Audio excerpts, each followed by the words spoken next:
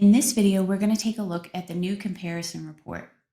This version allows for detailed side-by-side comparisons of max results across different exercises and athletes over time, making it even easier for coaches to analyze and manage athlete performance data effectively. So let's take a look at how to run this report. First thing we're going to do is over on the left-hand side, we're going to start by selecting a group. You can choose between an athlete, a group, or a calendar. So we're going to select our group, and we are going to select the group all. From there, we're going to click on our comparison report, and we'll be brought to this screen. It's important to note that you can add up to 10 exercises for a report. So the first thing we're going to do is select this drop down right here, and this will allow us to select the date that we want to run this report for. So we can choose between 30 days, today, or select a custom date range. For this example, we're going to select a custom date range, and we're going to choose to start all the way back at July, and then we will select our end date for today.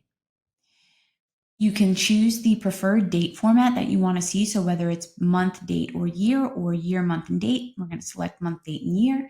And then over here, you have options of what you want to include in the report. If you want to include manually entered maxes, if you only want workout generated maxes, or if you want to include empty exercises, which basically means that if there's no data for an athlete for a specific exercise that you select to run the report for, that's going to be an empty exercise. So we can choose to include or not include any of these in the report by simply toggling this on or off. From there, we can select our exercise. So we'll hit this drop down, and the first thing we're going to select is our back squat. And then we're going to add a couple more exercises into the report. So let's go ahead and let's do our deadlift. We're also going to do a bench press. And then let's see if we've got an overhead press. Perfect. So from there, we're going to run our report and see what it pulls up for us.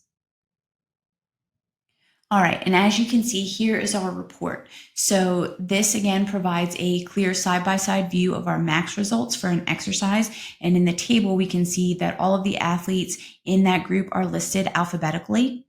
And then you can also see that we have our max columns, and this includes a sub-column for the date, the max result, and then the unit of measurement that this is being ran through. We also have a change column over along the side, and this shows any difference between the most recent and the previous maxes. Positive changes are highlighted in green to indicate improvement, while declines are going to be marked in red. So this is making it easier for you all as coaches to quickly assess performance trends. And now you can see here we've got a couple of empty exercises for some of our athletes.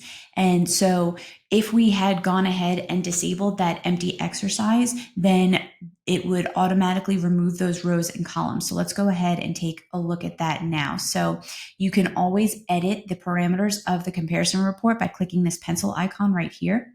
So if we come back in and let's say we don't want to include those empty exercises, and then we go ahead and run this report again, now we're only going to see that one exercise that we had data for our one athlete, and everything else disappears. So this basically allows you to kind of clean up everything and only see exactly what you need to for the report. And then lastly, you can always download the report to your computer by clicking this down arrow right here, and that will allow you to download it and save it, and then you can go and open up that saved document and print it if you needed to. And that's how to view and understand our new comparison report inside of TeamBuildr.